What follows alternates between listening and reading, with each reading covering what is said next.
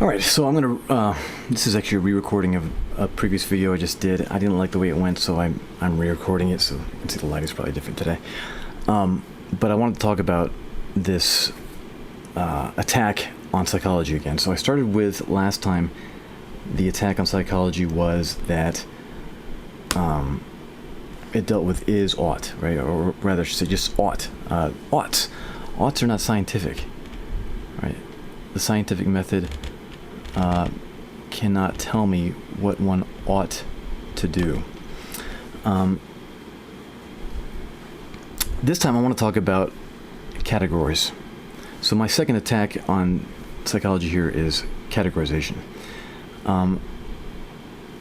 Let's examine what science is for a moment. Science, the scientific method, is the essence of science, is it not? I mean, that's really why people trust science so much, why they feel that it has a level of prestige, esteem, and stature, is because of this thing called the scientific method. Well, the scientific method is essentially experimentation, right? And so people have great respect for this experimentation, which I think the faith invested into this technique is a bit too high, that it is higher than it should be. There are flaws to experimentation, believe it or not, and most certainly there are some seriously flawed experiments. But yet we just all just jump, we're just going to have massive faith and trust in this idea of science in today's society. It's kind of extraordinary, the degree to which we put our faith in it. Anyway, the scientific method is, hypothesis, prediction, experiment, data, conclusion, that kind of stuff, right? And the real essence of the entire scientific method is this connection between an independent variable and a dependent variable. And in this experiment, what happens is you move the independent variable, and by moving the independent variable, you see if the dependent variable moves along with it.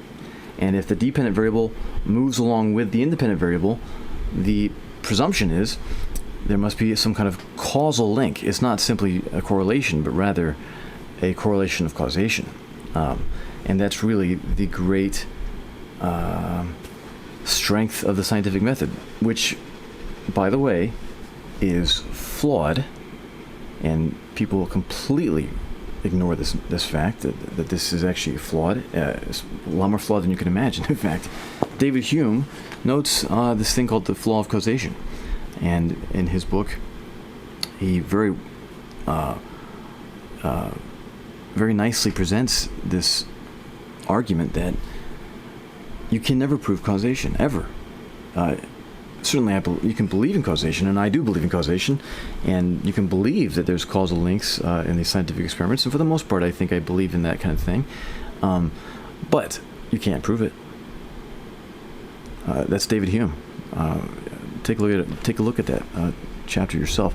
I would go into it right now, but I'm trying to stay on topic here. Maybe we'll come back to that another time. This idea that causation cannot be proved. In fact, it is entirely a leap of faith. So what does that say about the scientific experiment? I think we have to be more careful as we examine that notion. However, back to this idea of categorization. What I find in, not just in psychology, but in science generally, is that people are putting forth what they call scientific terms. So apparently there are terms that the rest of us have, but then there are scientific terms, and if they're scientific terms, well, that makes them a bit more special.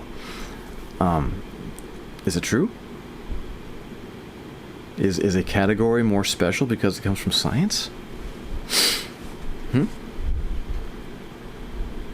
Ask yourself that. I don't think people are asking themselves that at all today. People just assume, well, it's a category that came from science, therefore it must be true. But how did they determine the categories? Did they create some kind of ingenious scientific experiment? I mean, think about it. The only thing an experiment can tell you is whether or not there is a link between an independent variable and a dependent variable, a causal correlation between those variables. That's it. That's all a scientific experiment can tell you. It doesn't tell you anything beyond that. I think I'm right on this. If I'm incorrect, please correct me on this. I guess I can perhaps envision other types of scientific experiments, but I think from everything I've learned, that is the essence of a scientific experiment, is that it's a connection between an independent variable and a dependent variable, and that's it.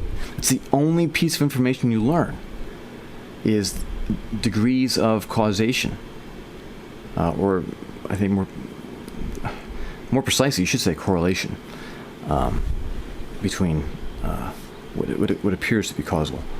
Anyway, but you can't create a scientific experiment to tell you if something is a ball, right? Be like, oh, well, we discovered the term ball today, and we did it through a scientific experiment. Oh, really? How do you do that? How do you do that? How do you discover a category? Do you do it through a scientific experiment? No. So Aristotle wrote an entire book called The Categories, and it's a profound book. It's one of the most important books in history. In fact, I would say perhaps the most. I'm not exaggerating when I say that. It could be the most important book in the history of our race. Is this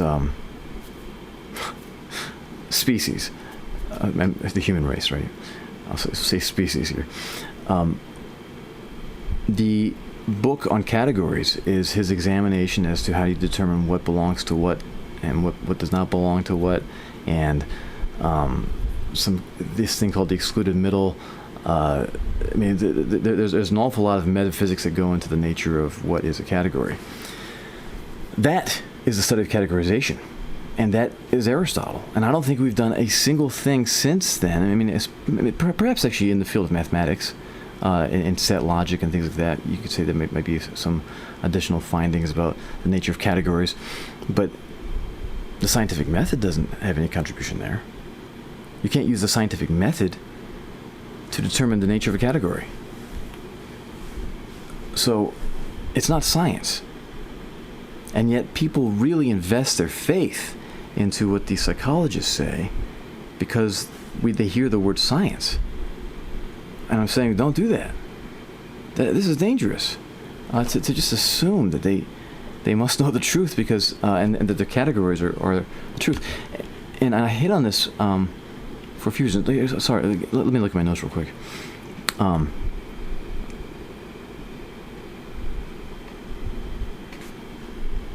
Yeah, so if you listen to psychologists, 90% of the time, they're talking about categorization. Their book, the DSM, the Diagnostic Statistical Manual, is a book of categories. And listen, I mean, just go on YouTube and find a psychologist and listen to them. And they will almost always be sitting there talking about categories. And they'll say, well, there's this particular category and that they have these particular traits, and these traits are thus and so, and therefore this is the nature of the category. Well, this is nothing scientific, right? This is not the scientific method. This is Aristotle. This is actually philosophy. But the problem is, these psychologists are not trained in philosophy. I don't think they've read Aristotle. I mean, sure, you might find one here or there who's read Aristotle. I'm sure there's probably some, but that's not their field. They haven't been trained in that area. That's not, and if they've been trained there, it's only incidentally. It's not because of the curriculum for their particular study.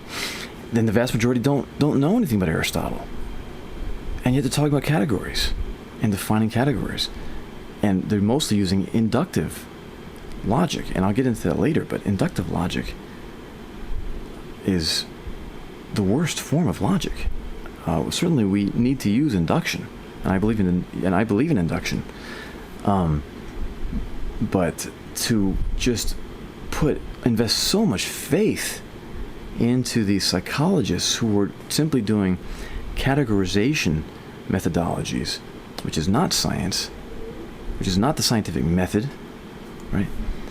And if you want to count it as science, and some of you might do that, it's an insignificant part of it. I mean, there's no reason why we should see that particular area of science as, oh wow, that's very rigorous and prestigious and that kind of thing. No. Like, people aren't thinking critically about this stuff. Sorry, let me return to my notes again here.